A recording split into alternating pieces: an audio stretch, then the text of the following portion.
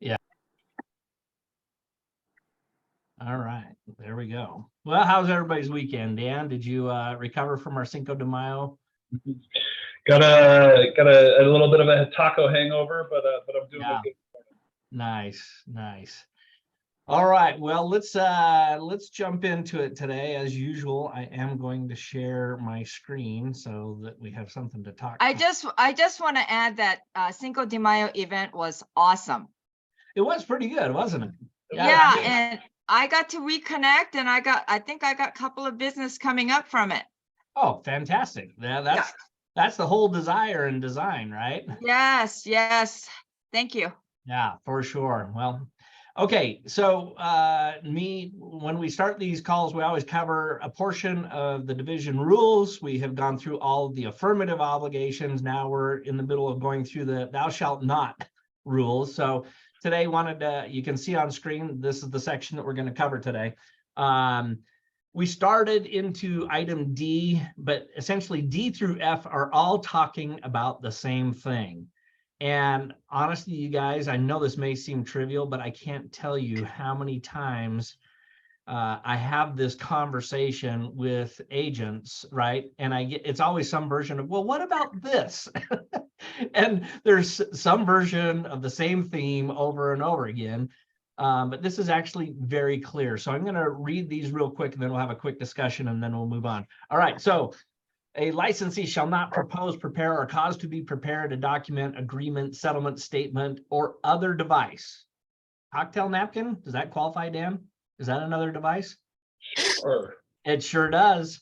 That the licensee knows or should know does not reflect the true terms of the transaction. That would also include a text, an email, a phone call, voicemail, any of that. Those are all devices that could create the deal outside of the deal, so to speak, right?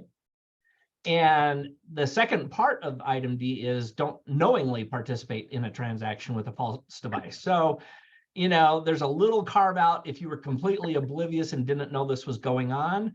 Okay, you might come through unscathed, but most of the time the agent does know. In fact, they're the instigator quite often. All right. And then item E, participate in a transaction in which a buyer enters into an agreement that is not disclosed to the lender. So this is just getting more formal. On the one, they're saying don't use any device. Then they're saying don't employ a contract, right? Don't enter into an agreement where it's not disclosed to the lender. And if it was disclosed, would have a material effect on the terms of granting the loan. So I've had this argument actually. Hey, Parker, I've actually had this argument where agents said, well, it didn't materially affect the transaction. And my point is, did they say significantly impacts? It just says if it materially impacts the transaction, it's now crossed the threshold. So theoretically, it could be $1, right? That's a theoretical matter. Matt? Yeah. Question. So let's say due diligence reveals there's a couple of repairs. Maybe there's a laundry list. And these are checkoff items and they're going to be done and they're agreed and stuff. That's an addendum that the lender will see. Now, I know I'm kind of raising the question because sometimes that can really slow down with underwriting because all these checkoffs got done or whatever.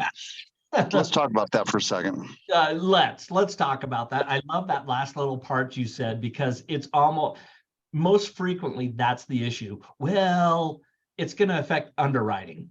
Okay, time out. What is the purpose of underwriting, Dan? The purpose of underwriting to verify everything's in order, to verify that the buyer has the income that they stated and the down payment that they stated and that the contract was signed appropriately, etc. And to make sure that the loan that's being issued is in guidelines with whatever agreement they have. So at a very baseline, it could be FHA guidelines. There could, if it's a private lender, right, with a layer on top of normal guidelines, they're to make sure that everything is compliant with it. That is their job. And so if you hide information from them it makes it hard for them to do their job. And here's where I'm going to make the stretch. And as a result, a fraud is being perpetrated upon their wherever they're getting their money from. So if it's a life insurance company that wants to get into the mortgage game and lend out money and get a certain return, you're now jumping into that realm of fraud. And this is why this is a big deal. This is why the DRE even cares. They're like, don't participate in fraud. I know that's crazy, but yeah, that's kind of what they're going after here. So Randy, to your point, we did actually talk about this a couple times ago, and so I'm just going to rehash this. When we're talking specifically about repairs, I'm going to give you the quick version of this. There is nothing wrong with us as agents prior to passing a deadline, talking to the other agent. Parker, you're the agent on the other side, and I'm going to sit there and say, hey, Parker, it looks like we did our inspection and there's a couple leaks in the roof. We don't want to make a big deal of this. We don't want to throw a flag, because, that could present a problem with underwriting. Here's what we would like to do. Is your seller willing to do those repairs to our satisfaction before we pass the due diligence? And Parker's going to say yes, right? Have we done anything wrong at this point? Anybody? Or is it Monday morning and nobody wants to take a risk? I don't think you've done anything wrong. You've given instructions on what you require. Now, well, wait a minute before you go to the now. Wait a minute before you go to the now. I want you to follow up with that. But here's my point: have we changed the contract at all? No. Is there a new contract in place? No. Is there a separate agreement? No. Thank you. We are okay. This is known as negotiation, right? Now, if we took that a step further and we said, well, listen, it's not going to be done in time for closing, so why don't you guys just agree to give us $10,000 so we can repair the roof? Are we in jeopardy now? Maybe. I'm going to take it a step further. Absolutely.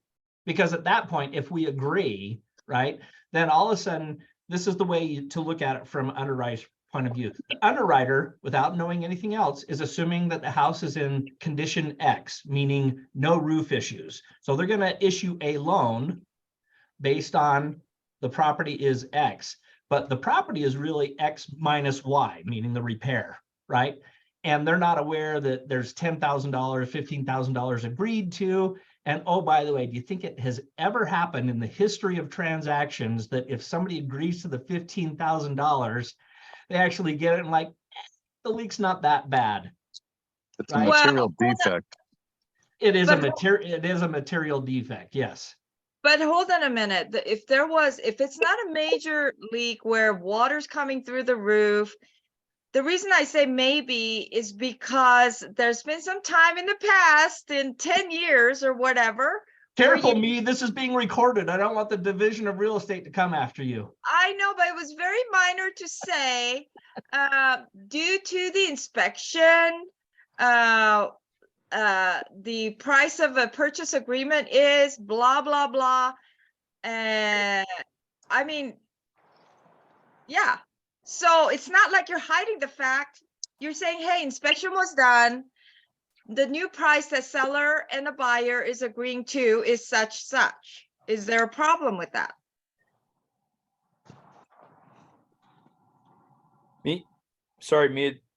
Just so I understand you right, you're not declaring necessarily the issue or the concern. You're just simply saying that based on the inspection report, we're reducing price by 15 grand. Yes, Parker. Yeah. Okay. So let me take that a step further. If the very nature of our contract says you're buying it as is, right? That's section 10.2. And if we don't, we do our inspection and we see some things we don't like. There's a cracked window. There's a blah, blah, blah. Does that affect the value of the property as far as an underwriter is concerned? Typically, no, right? But if it is structural, if it has the potential of devaluing the property, and I would say a roof leak has the potential to, whether it's small or large, because we're not the experts and you're not crawling up in the attic in the trusses and looking at the extent of the damage and if there's black mold and et cetera, then I would say, yeah, no, don't go that route. Right. And furthermore, here's the thing. Got it. If there's a bona fide issue, you should always err on the side of making sure the underwriter sees it. Right. This is everything I tell you guys, there's a common theme in case you haven't picked up on it. Documentation wins. Documentation wins. Disclosure wins. And anytime that we try and start circumventing that and kind of, here's a wink and a nod and, oh, everybody understood, but it wasn't written, that's where you've crossed the threshold. Randy, comment? Sorry. That's okay. I thought you were saying something. Okay.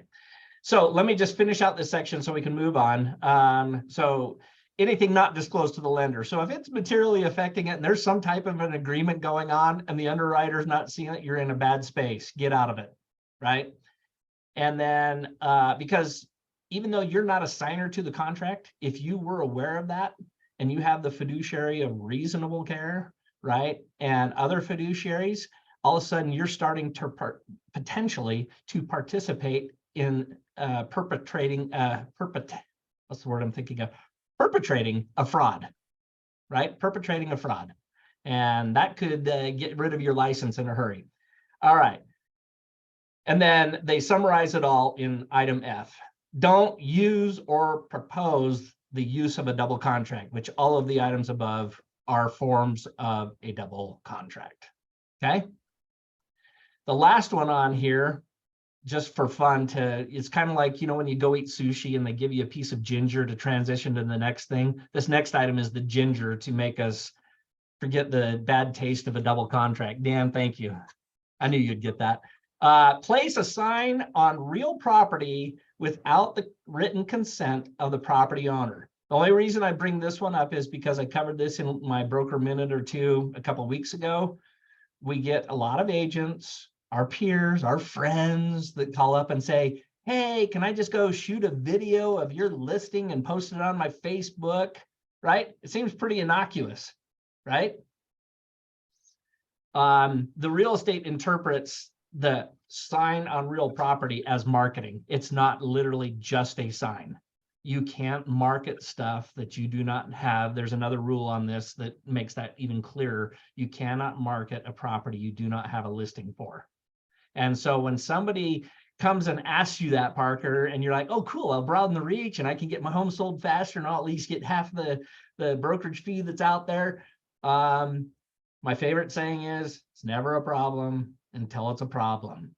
We have had times in the past where people have done things like this, and lo and behold, they're not actually favorable. They say things like, can you believe these dumb A sellers? They would actually put that or decorate their house this way. And all of a sudden the sellers somehow get aware, are made aware of that online. And all of a sudden they come back to the brokerage and the agent and me, the principal broker, and be like, who gave you guys permission to put stuff out there like that?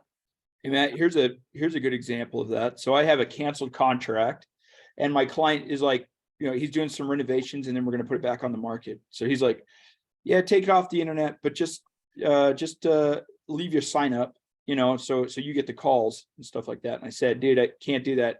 I need you to take the sign down and put it in your front room or something until the renovations are done and we renew the contract. Good.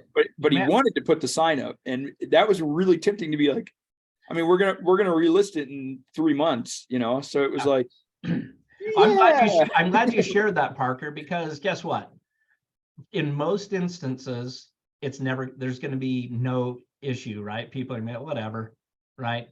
Until you get an aggressive agent who works in the area and sees it listed and checks on the MLS and says, oh, it's not there. Oh, I can totally submarine Parker by filing a complaint with the division. And all of a sudden his seller is going to be like, Parker's a loser. He's already being cited for by the DRE. You shouldn't list with him anymore or renew with him. You should list with me, right? And now you understand the motivation. All right, enough of the lovely rules of the DRE. Any questions on those? Hey, Matt. Yeah, Don. Hey, on Parker's situation there, I understand 3 months, but if it was only 3 weeks, couldn't he just change the status to active no-show and leave the sign Yeah. on the property? But great question, Don. Absolutely. If you change it to active no-show, which is essentially what used to be known as off-market, the difference is there's still an active listing there. Parker's doing this with his clients because not only does he want to do the renovations, but he wants to start the days on market over. And in order to do that, you actually have to cancel the listing. So he wouldn't have the appropriate paperwork to back him up. Right? He wouldn't have an active listing to market it in any way, shape, or form. Yeah, we wanted, the home had been on the market for 160 days or so. And we just felt like, hey, let's pull it off. Let's do these renovations because that's the feedback we're getting from all of our showings. And then we'll reset the days on market. So that was the original plan. That's still the plan. Parker, how does that work with the exclusive right to sell? Do you have to rewrite a new one when you go back on the market? Well, the MLS actually tells you, hey, if you're going to cancel this, just so you know, you can't market, advertise, or do anything with this property until you have a new ERS. Matt gave me an interesting suggestion, which was to say, hey, we're canceling this contract based upon renewing a new contract at a certain time. And that I could have gone that route, but honestly, it was just easier because we weren't sure yet what was going to happen with our ability to be able to procure subs, how cheap the subs were going to be, how less expensive the subs were going to be, all of those types of things. And so it just seemed easier to just cancel the contract, stay in good communication. He's consulting with me on the renovations and the changes, and a couple of the interior decorators I recommended to him. And so then we'll put it back on the market. But like, I think obviously the key to this is staying in like super earnest contact with your client to be like, hey, this is what's happening and how are the renovations coming? And by the way, right now, I mean, this is over $1 million property. It'll probably be Hey, listen, this isn't a marketing show, Parker. No, sorry, I wasn't saying that. But what I was saying is subs right now are really affordable and they are like really ready to work. So if you don't think that builders laid off subs, man, they are hurting right now and they will take a job. So if you got someone who needs some sub work, just know they're available and ready to work, and they'll do it for on the good dollar amount, on the low dollar. Watch what I do here. Yep, Parker's now been muted. I love having the power. No, listen, just to finish off Parker's point on his deal, I want to make sure everybody understood that.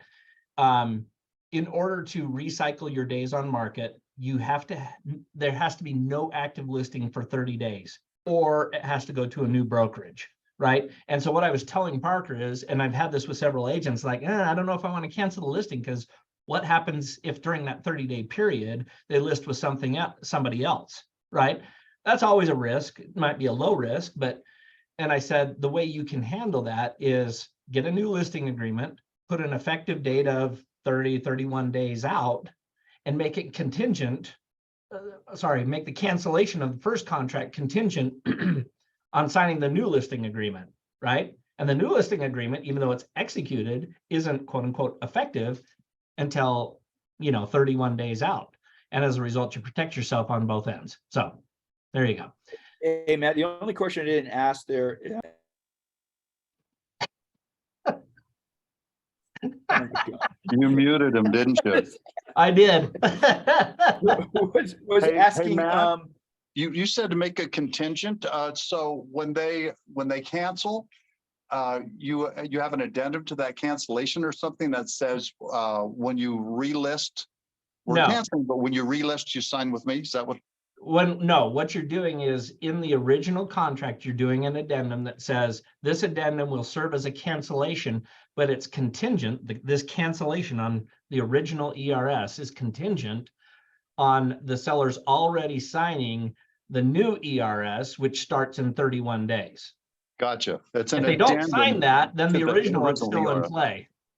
Do you have to have something signed by the MLS too then that says, that form that says we're not actually posting this on the market? Nope, because it's not effective until 31 days out.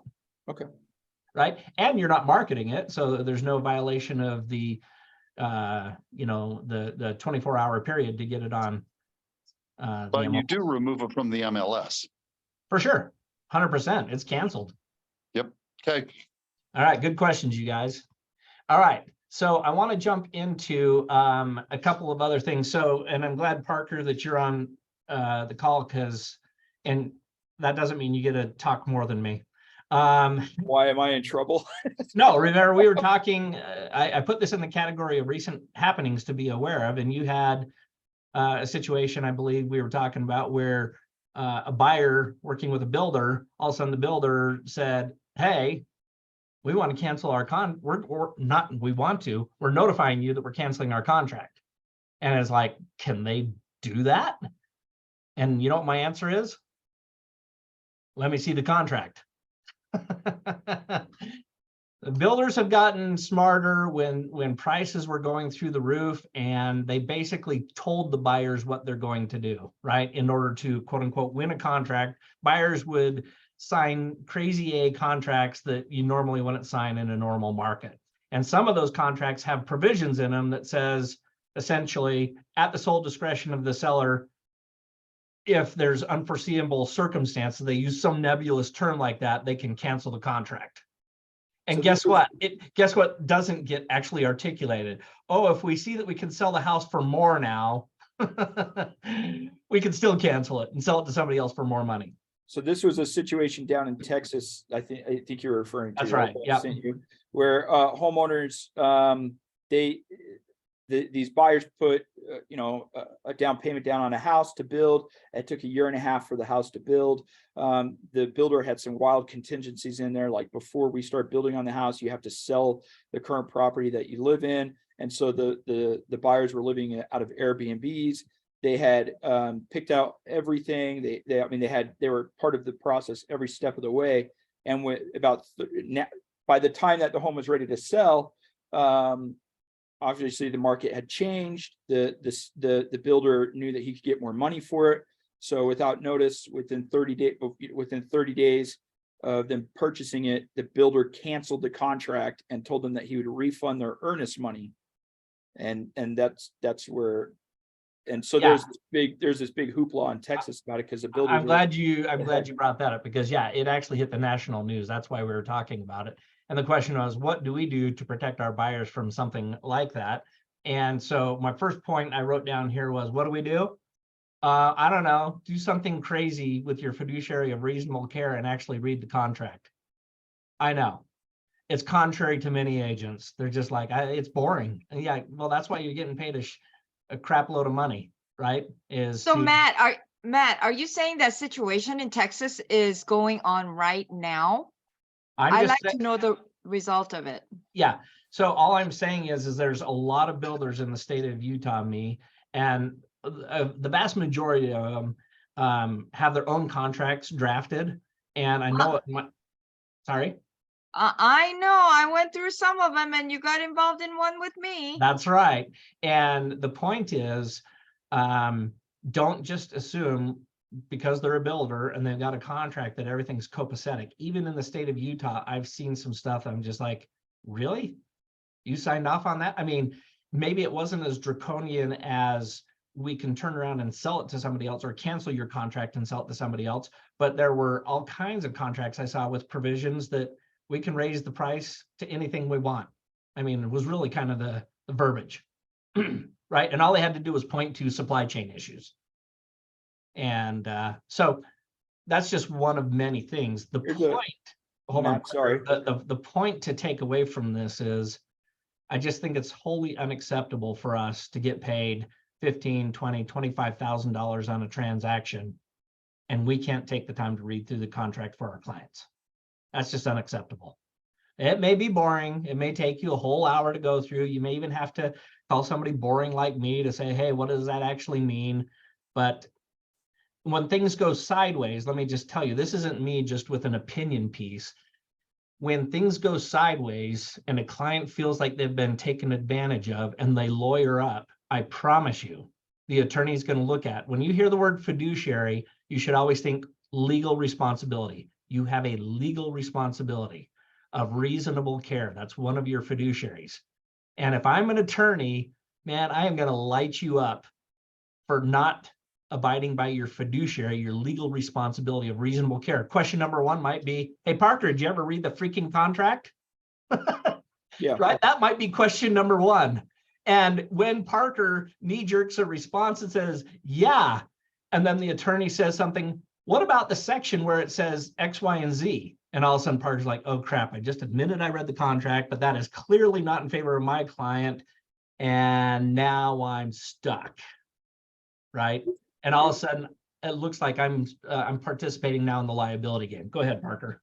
Just an example to go along with what you're saying. So 3 years ago, I represented a buyer who wanted to purchase an Arrive home. And it's okay if I use their name, I assume, but Sure, they yeah. wanted to purchase an Arrive home. Arrive home has like a 28-page contract, all written by themselves. They don't use the standard purchase contract or the new construction contract. So in the contract, it reads that if there's any issues whatsoever with the builder, the buyer is not allowed to post anything on social media about his experience with Arrive Homes unless it's positive. Otherwise, Arrive's Home can sue him. Well, Arrive Home did a terrible job on the home. I don't know if they do that all the time, but they did this time. They did a terrible job on the home. They really rushed it. My guy happened to be a builder in Missouri, so he knew exactly what they were doing wrong. He went to sue them and, of course, was pissed off at me. For what reason, I'm not really sure. When the attorney called me and my broker, he said, did Parker even read this contract? And I said, yes. Matter of fact, I even negotiated this social part of the contract to be excluded from the contract if there were any issues. That's the only thing that saved my butt. Yeah. So yeah, that just goes along with what you're saying, Matt. Well, to take it a step further, I've seen some contracts from builders that say you forfeit your right to litigate. Your sole remedy is to get your earnest money and or deposits back, right? And to your point, that case in Texas, these guys had sold their house and were paying exorbitant amounts of money to be in Airbnbs because it kept being, oh, it's going to be next month. Oh, it's going to be next month. And at the end of the day, high expenses, no house to show for it. So we could go on forever about the issues, but I want to get to this. So read your contract. This is now recorded. Your broker's telling you, read your contract. Whoo, I'm off the hook. If you have any questions, talk to your broker, Dan, Matt, any one of us. The second thing is, if you can, and it's very rare now, it's usually your smaller builders who can't afford a legal team. Your Arrives, your Edge, they have their own contracts. DR Horton, Ivory, all those guys have their own contracts. But the smaller ones or the mid-tier builders, some of them still use the new construction REPC, and then they addend it, right? And I think most of the time, I liked your example, Parker, especially now, properties are not flying off the shelves. So builders are more pliable. So when you read the contract and you see something questionable and you talk with your broker, then yes, let's draft an addendum, say, yeah, we're not okay with that. And guess what? Quite often the builder's like, yeah, okay, we tried, you know, we just figure most of the people aren't going to object to it and it's in our favor. So of course we're going to put that in, but we can remove it. Okay. All right. And then there's always the catchphrase, and this is something that should be in an email or a follow-up email after you've had your conversation with your client, who may or may not be a builder from Missouri. You should always have a provision at the end. Hey, I'm not a real estate attorney. It's our company's policy to always advise you, if you have any questions, to consult with your own real estate attorney. That is a really nice safety net that most people aren't gonna be, I can't believe he sent me an email with that. It's almost like boilerplate, but if things ever go sideways, that is really powerful to have, right? Shake your head yes if you understand. Okay, good. All right. I have a copy of the new construction REPC. We've covered some sections on this in the past, but I wanted to hit two chunks. And actually before that, Dan, you had a question. I want to make sure we touch on that before we jump into this. So section 23 of the REPC, if I understand correctly, is you had a question on? I do, yeah. So what's the question? So when we read that section, it says acceptance occurs only when all the following have occurred. A, buyer or seller signed the offer or counter offer were noted to indicate acceptance. B, seller or buyer or their agent has communicated to the other party or party's agent that the offer or counter offer has been signed as required, right? Yep. So, so one, to accept a contract, you have to sign it. And then two, you have to communicate that you have signed it. Who has to communicate? The person who signed it or their agent. Correct.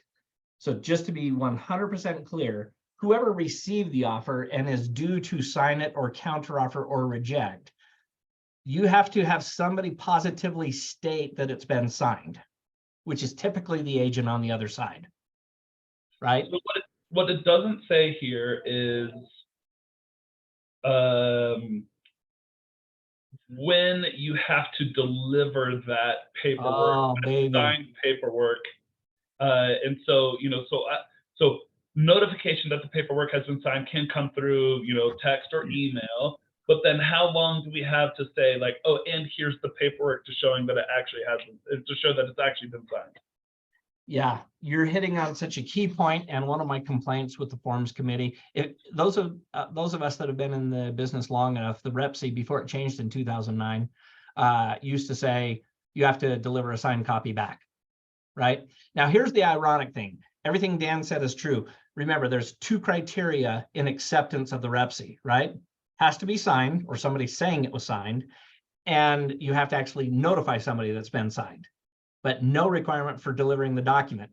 However, if you go up to section 18, which is the notice. So once we're under contract, there's additional requirements. If you're going to give notice, which would also be a counteroffer, it would be seller's anything, a cancellation is a notice, right? There's three requirements. Has to be in writing, has to be signed, just like the other one. And, oh, by the way, item C must be received by the other party.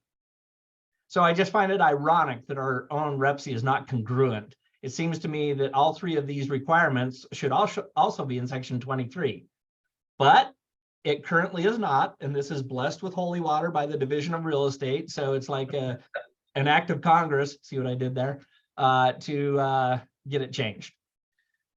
So here's a scenario that happened to me years ago, and it's repeated itself several times, and it's why I give brokers and agents this counsel. It may or may not have involved hot properties and their broker down in Spanish Fork many years ago.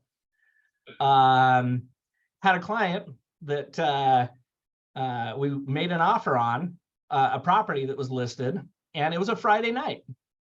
And we even talked to the broker / agent and said, yep, got it, it's signed, we're under contract. So we met the requirement in section 23. In section 23. But lo and behold, what happened Saturday morning, Dan? If you were to venture a guess, what happened Saturday morning? I would guess that they got a better offer. They got a better offer. And we called to, kind of start processing our transaction. And she's like, oh, no, we're actually under contract with another buyer. I'm like, what do you mean? And I said, we talked to you on Friday night. You said it's under contract. I said, no, I didn't.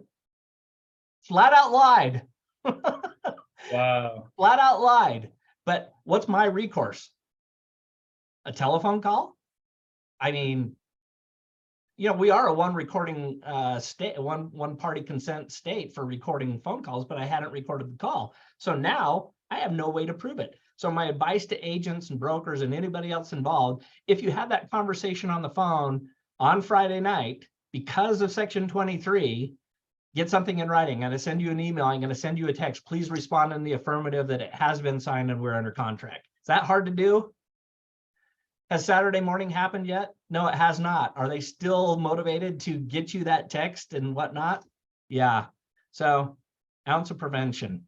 Until they change the REPC, just make sure you do that. Otherwise, you're just relying on somebody being a good actor. And unfortunately, we have some not so good actors in our industry. So as far as communication of the signed document, whether it's a counteroffer or the whole REPC, like what is, how long do we have to get them, like the paperwork? And this probably falls under your like reasonable time frame. So it's whatever the division says. or, you know, like really what's, I mean, best practices. There, you know, there is like there is no hard and fast guideline, Dan. That's the short Okay. answer. So Okay. are you entitled to a signed copy? Yes, you are. Are you contractually entitled to it? No, but under that fiduciary of reasonable care on the other side, they have an obligation to provide that to you and your client.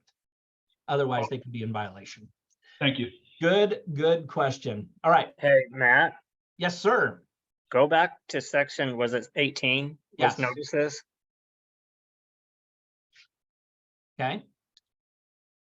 Because the last thing says C, received, and it says no later than the applicable date referenced in the rep C. So wouldn't that be delivery too? So what they're referring to is the acceptance deadline. I love it. Remember, please be good actors. Don't ever call it the response deadline. There is no such thing. There's either acceptance or not accepted. So what they're referring to, Don, is they have to do it by the deadlines in the contract. And specifically what they're referencing there is it has to be done by the acceptance deadline, because once we hit the acceptance deadline, what is the disposition of the contract? Or the offer, I should say. Dead. It's deemed rejected. By saying nothing, you have de facto rejected it. Therefore, there is no more offer. The C says received, so doesn't that answer Dan's question? Of It when you it have to does, but deliver that remember, back? it does, but remember, this is only for once we're already under contract. Section 23 is, how do we get under contract in the first place? And in that section, there's no requirement for delivery. Section 18 is only notices, further addendum, counter offers, seller's disclosures, cancellations. Those are all in the category of notice. But acceptance is not in the category of notice because it has its own section down below in 23. Right? We're only governed by the provisions in section 18 once we're under contract. So the question is, how do you get under contract? And 23 says, well, it's just got to be signed and somebody has to say it's signed. But there's no delivery requirement. Okay. All right, on to the new construction reps. There's a couple. Clear as mud. Yeah, clear as mud. Well, I hope it is. I hope the takeaway from today is before you go under contract, the terms in the contract don't govern. They just don't. So I don't care if it's section 18, 19, assignment, none of those apply until the hurdle has been jumped in section 23. And the point of this is the hurdle in section 23 is pretty damn low, right? I just have to affirm that it was signed. And if there isn't a paper trail, it's going to be my word against your word if a dispute arises. That makes sense. Okay. All right. The new construction repsy, section 1. A lot of times, you guys, what I choose to present on these calls just come from real life that has happened in the previous, 2 weeks. And this is one of those examples. Had an agent who closed on a new construction deal and, it was challenged. I'll just say that. And as I spoke with the agent and got more details about the property, the scenario was something like this. Well, there's this hotshot builder's agent who is so hard to work with, doesn't communicate well. Tell me if this sounds familiar to any of you. They have like 3 properties listed, and those are typically the model homes, but there's no listing for my specific property, and my buyer really wants it. And so we kind of threw caution to the wind. We went under contract. We didn't have details of how it was to be built out. And when we came to closing, it was missing the back veranda and other things. And some of the interior finishes weren't what were in the model, blah, blah, blah. Thankfully, my buyer, I was able to put her at ease because she didn't want to go through the process again. She got off easy. Right? So this first section, the property, I just want to quickly go through a few things here as good general practice. When you're doing new construction, again, this is on the new construction repsy, the state's new construction repsy. Is this small? Should I make it larger? Is that better? It's fine. I saw Allie and Donna squinting, so either that or they have a really small screen. They've got like a 13-inch monitor. Okay, so section 1 is all about the property, right? And this is one, my experience is a lot of times agents are just like, they're like Tommy Boy, you know, in the diner where he's explaining his deal and he gets all excited. He's got the muffin, you know, it's like a JoJo the circus boy. That's kind of how we are as agents. It's like, oh my gosh, we're going to go under contract. And we kind of turn off our brains sometimes. But this is like such an important part of the contract because it's the very fundamentals of the contract, right? So what are we even talking about here? So a lot of times I see, oh, well, you know, it's lot so-and-so. Stop there. What they did was they went into a model or met with the builder's agent and it says lot 22. And in reality, I've had this happen many times. Oh, the builder actually hasn't finished the entitlement process. There's not even a tax ID for lot number 22, right? Because it hasn't been approved yet. Does that fall under our fiduciary of reasonable care? Absolutely. Go to county records, see if it shows up. If there's any question, make sure you find out. And one of the ways to do that, I put this in red in a box right here. Hey, make sure you include the tax ID, right? Sometimes people put the address. If it's a corner lot, sometimes the builder is going to orient it another way. It has a different address, and all of a sudden you're dealing with questions and confusion. It's pretty hard to confuse the tax ID. I'm not saying impossible, but it's pretty hard. Okay, so make sure you always, even on residential stuff, I think it's just a good practice. Don't just put the address, put the tax ID. Because sometimes things have happened with a property. I've dealt with this 2 or 3 times in my career on transactions I've been involved with, where it was very helpful to have the tax ID. All right, second thing is home design. So going back to my example, the agent didn't even get a copy of any of the specifications. Well, they're I can't remember if they're townhomes or condos. Well, they're all the same, right? They're all the same, and as a result, I just, you know, what was the purpose? Well, there's even variations within townhomes and condos, and she was expecting to have this kind of covered area off the back of her unit, which didn't have it. Which, if she had got the home design and the model number and the different things that are in section 1.2, that would help negate some of that problem. Now, notice it goes on to say the builder is going to provide a certain design, certain square footage. That's how a lot of the models are, right? It's their square footage number coupled with a name.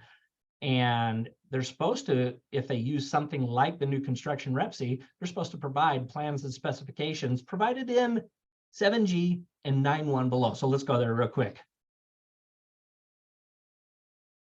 What is 7G? Oh, look at that. It's actually in the seller's disclosures list. If they don't provide that, are seller's disclosures, and I don't mean just the form, are they a material defect in the contract if they're not provided? Come on, everybody nod your head. Yes, they are material. That stands up in court. Okay. Then so, question on that, Matt. Yeah. Many builders, I think somebody brought this up. They have their own contract and they will not use a state-approved purchase contract. But we want to include some of that stuff, and it doesn't. So, what I'm guessing that the way to deal with that is to sign, but as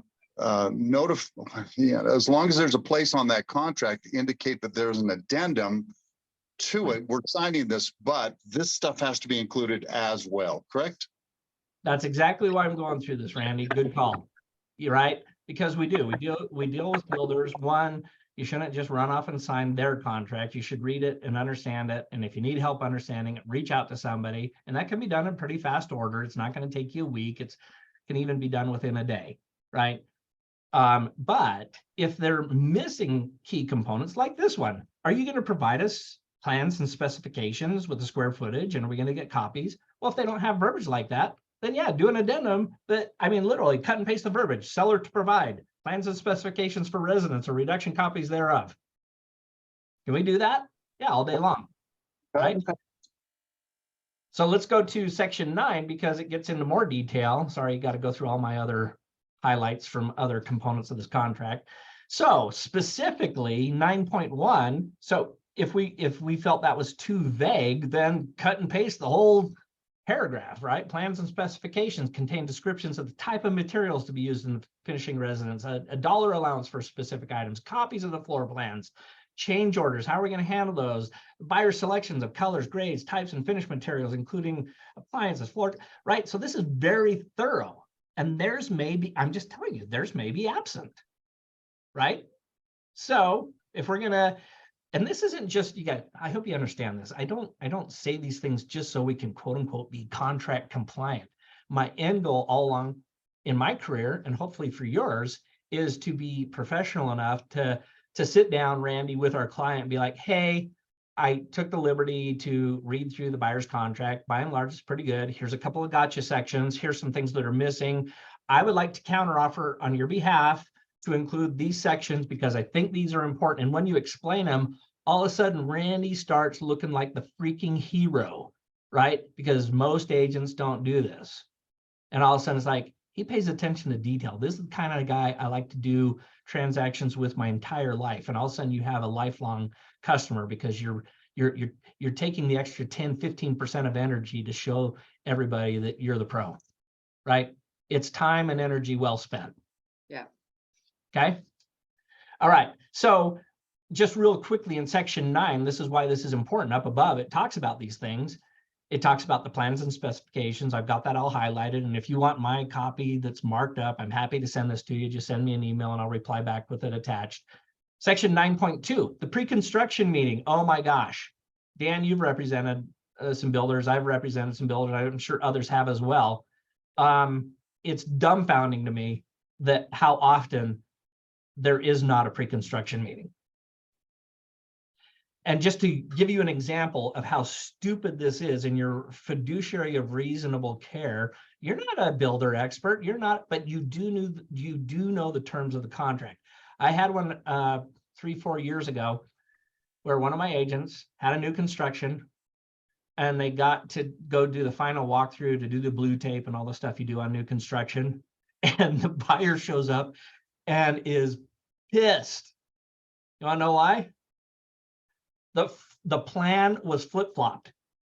And that doesn't seem like a big deal, but he bought this specific lot because if it was flipped the right way, he'd be able to do his RV parking on the side of the house. But the way they flip-flopped it, you know how some houses have the utilities in front of their house? That was right square in where it is now flip-flopped, so he wouldn't be able to get his utility vehicles onto the side of the house. Yeah, that didn't go well, right? Guess what? When you go to a new pre-construction meeting, I would insist that we go out and look at the lot and say, okay, you guys have it kind of like spray painted where, you know, it's going to be laid out, and make sure you go there and it's laid out the right way. Not only that, quite often there are some choices on the elevation of a house, right? How far out of the ground is it, right? And I'm not making these calls myself. I'm just informing my client, and I'm going to go accompany them. I mean, how much work do you do on a new construction job? Sorry, let me restate that. How much work does a typical agent do on a new construction job on a single family residence? Not much. That is the correct answer, me. We just, hey, this is easy money. You signed them up and everything's going to be cool. When in reality, I'll give you another example. A friend of mine, his son wanted to build a house. Parker, it was with Arrive. And they actually built a good product on this house, but it was one of their bigger models. And they were a little tight on money to the point where, you know, this is going to be kind of their longer term home for the next 7 to 10 years or whatever. And I'm looking at the master bath and they were going to do a single vanity. I'm like, no, my closing gift to you is I'm paying for the second vanity, right? This is all for a purpose. And so when they got to 4-way, everybody knows what 4-way is, where you're inspecting the electrical, the plumbing, the mechanical, heating, all that stuff. I make it a point anytime I'm doing new construction to make sure at a minimum I go out with the client at 4-way prior to meeting with the superintendent, right? Because even just, well, we really wanted an outlet here. We wanted it higher, lower over here. We needed an outlet so we could do LED lighting above our cabinet, whatever it is. That doesn't take a lot of energy. And when I went out and did that, I go into the master bathroom that, you know, has this wonderful double vanity place now. And right above, and I mean right above the double vanity, is the attic access. And I'm like, you got to be shitting me. My dad was a builder, right? And so I've done a lot of framing, and I'm like, that is stupid. So I called the super, and he's like, well, normally we put it in the walk-in closet, but there's not enough room. I'm like, you got a tape measure? I went and measured, and he's like, well, we need this amount of access. I measure, like, you've got the access. And lo and behold, the attic access was moved into the closet where it should be. We just think that builders are going to do the right thing. You have to understand, you have the management team at the builder, you have the super who supervises the supers who supervise the subs. So there's like a 4-layer possibility of things going sideways, and they don't always communicate well with each other. And then sometimes you just end up with what you end up. So spend the time. It's not that hard to be like, okay, I'm going to be there at the pre-construction meeting. I'm going to give you my input on selections where I think you get bang for the buck. And I'm going to be there at 4-way, and I'm going to be there to blue tape. I mean, how many hours is that? Maybe 10 hours total to make a $20,000 check. I think it's time well spent. So, all right. So you get the idea here. This section 9, you can use some of this verbiage if it's absent of the contract, or just use it to compare against the verbiage in the builder's specific contract. And you'll quickly see how it's tilted in their favor. And you can then just to make modifications so it's a little more balanced. Make sense? Yep. All right. So last thing, going back up to section 1. There we go. Oh, I got section 3 too. Sorry. We'll hurry up. When is our time here? Ooh, I got 5 minutes. All right. So utilities, I know this seems mundane, but Flagship Homes years ago, this is going back 6-7 years ago, built some homes out in Saratoga. And believe it or not, sewer wasn't attached. How that got through the city, I don't know. They were missing the sewer lateral. In addition, cable TV, which was on their spec sheet, but wasn't in part of the contract, wasn't there. So pay attention. The details matter. I had the same thing happen to me on a new construction. They never connected to the sewer. Isn't that crazy? I mean, where's the city? This is another thing, guys. I've actually adopted this because I know builders are constrained, and more importantly, cities are constrained, right? They have a city inspector or a few, but they're doing lots of homes and lots of things, and they've got a throughput requirement. They've got to get things moving, and so they don't always do the best inspection. It seems counterintuitive, but having a home inspector, a good home inspector, one that's built in the past, come through and be a safety net, probably worth the few $100 you're going to spend. Ashley Wealthiest does a sewer scope on every new construction she sells. Smart. Yep. Okay. Survey. I love this one. Did you know this? Section 1.6. The seller, builder, shall ensure that the lot corners have been staked. Well, they typically do that, but during the course of construction, guys with skip loaders and other things demolish those quite often. Contractually, they're obligated to make sure they're still in place when you close. Anybody go and check that? Probably not. But it sure is annoying as hell for a seller when they go in to put their fence in and they can't find the corner stakes. So pay Hey, attention Matt, to those things. Yeah, Parker. Just a quick question. When the city and county are passing the permits for these buildings and things like that, are they using this as a guideline? No, Okay. they don't care about our contract. Okay. They've got their own code, and that's what they're marching to. So, all right, last thing I wanted to finish up on is settlement and closing. Not so much settlement, but specific items. Prorations.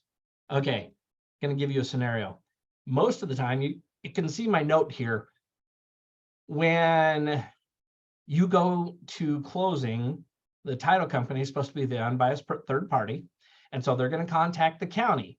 And the county's typical opinion, I know it varies from county to county, but typically is, well, we're going to base taxes based on what the property was January 1, ... Unless a permit was pulled, right? The contract here says that, the builder is going to pay property taxes for the current year, right? Well, if the current year happens to be January 1, there was a lot in existence, then they're only contractually required to pay prorated taxes based on the lot valuation. But in reality, let's say it takes them 6 months to build. I know it's a miracle. And there's now a residence. And in October, you know, if there was a permit pulled December 31st, the county is going to be like, yeah, I know it was a lot January 1, and that's how we normally do it, but there was a permit pulled. And so we're going to base the taxation on the residence that is there. I talked with Barb Twitchell about this morning. The best thing to do, a lot of builders will just throw in a flat fee. We're going to contribute $500, $1,000 to taxes, right? Because they don't want to deal with this crap. But if you left it in its default version, your seller could get stuck with a heftier prorated tax bill. And so if you don't want that to happen, then add some additional language to your contract, right? Builders don't want to have buyers coming back in October and November saying, hey, wait a minute, we've got an issue. The time to get this negotiated is at the time of contract. Just be aware of that, okay? And then in section 3.3, we talk about the HOA, we talk about the special improvement district, but my new favorite one is a PID. What's a PID? Anyone? Anyone? Public Infrastructure District. Thank you, Don. Did you just Google that or did you know that? I knew that. Can I press you a little further? Yeah, Dan. That's all I know. That's all you know is what the acronym stands for. Sorry, Matt, wasn't this because of an issue they had in Bluffdale or Riverton with a city they were trying to build within a city? Well, there's a multitude of reasons, which would also include the, what do they call it, the inland port initiative. Yeah. Okay. So there's a lot of reasons that fed into it, but let me just give you my quick version of it. It's a way to tax people without really calling it a tax. So I'm going to give you a hypothetical. If I'm a builder and developer and I go to City of Spanish Fork and they're like, you know what, we're tired of all these low cost house coming in. We want people, new builders to kind of upgrade. We want the fancy street lamps and, you know, some green space and this, that, and the other. And I, as the developer, and be like, listen, I'd love to build in your town, but I'm not footing the bill for that. And so he's like, well, we're not footing the bill. And then some politician goes, hey, we have this crazy thing called a PID. And what it is for a specific geographical area, which, oh my gosh, just happens to correspond with the land you own, Mr. Developer, we can essentially create a tax that will come into the city to fund the nice lights and the park and this, that, and the other. And all of a sudden the builder's like, sounds good to me. How do we get it approved? And the statute says that you have to have a majority of the owners of the affected property vote in favor. Oh, I own the land. I'm going to vote in favor. And all of a sudden you have a PID, right? Do you think that materially affects somebody's decision to buy in an area? Depends on how big the PID is, right? I'm just throwing that up as a flag. It's now also covered in our seller's disclosures, right? So when a builder says, I'm not providing seller's disclosures because I've never lived on the property. Can I derail for 2 more seconds? That's such a bull crap answer. It doesn't change the fact that they still have legal liability according to state law, that they still have to disclose anything that materially affects a property, right? And they think they're getting off the hook by saying, well, I'm not going to provide seller's disclosures. Well, got news for you, by the way. If they signed a state-approved REPC, in section 7, they've already contractually agreed to provide it, right? So if they don't provide them, they're in default of the contract and the remedies in the contract apply, right? And if you have a builder who has their own contract, to Randy's point earlier, throw in a provision, seller to provide seller's disclosure. Here's why. If you go to a development, Dan and I were talking about this the other day in Mapleton, whether the builder was the developer or they bought land from the developer in an improved lot, somebody has done work on that land, and they've done geotech and they know where the water table is, and right. If I'm representing a builder, I'm going to wholeheartedly advocate that they do disclose, because our seller's disclosures say I've never lived on the property, and as a result, I can almost mark everything no. And you might be like, well, that's just a waste of paperwork or whatever. Well, I always look ahead to the time that somebody litigates. Can you imagine how it plays if you litigate, if you're the builder and litigation comes and somebody says, did you provide seller's disclosures as required in the contract? and my answer is no, how does that look? I'm just saying, to a jury, how does that look?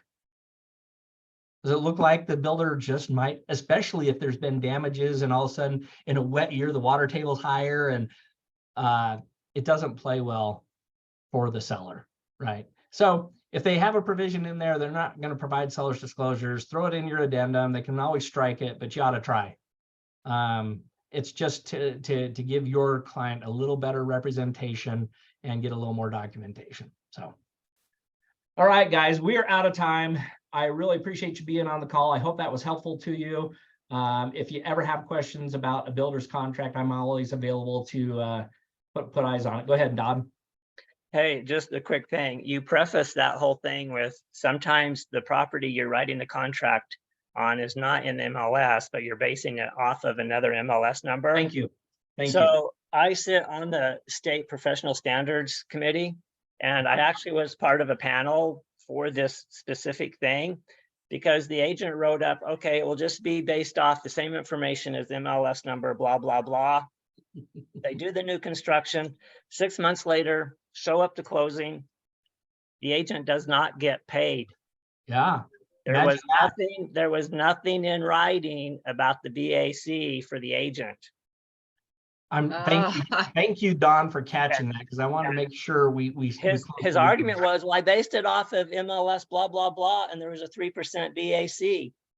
Well, the builder came back and said, it was not in writing for your contract. So we have no agreement. There is no agreement, therefore I am not bound.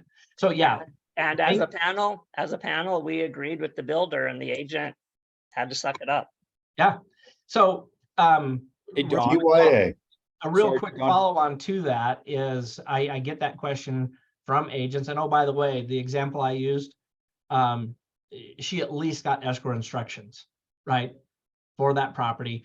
Our guarantee of compensation, first and foremost, comes because of our contract as participants on the MLS. It is in fact a contract, right?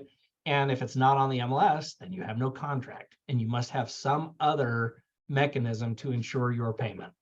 That's the first thing I ask a builder is, we have a contract between you and me and my brokerage. That's the first thing. Yep. Thank you, guys. Thank you, Matt. Okay, me. One last thing I'll just say, because this came up on this related to this, was now I just lost my train of thought. Oh, in regards to commission being paid. Well, actually, I just lost my thought again. Well, I'll save it for next time. But there was one tied to the commission because it wasn't on the MLS and it just skipped my mind. But I'll think of it and make sure we capture it next time. All right, guys. Thanks again. Have a good one. Thanks, Matt. Thank you. Thanks, Matt. Yep, you bet.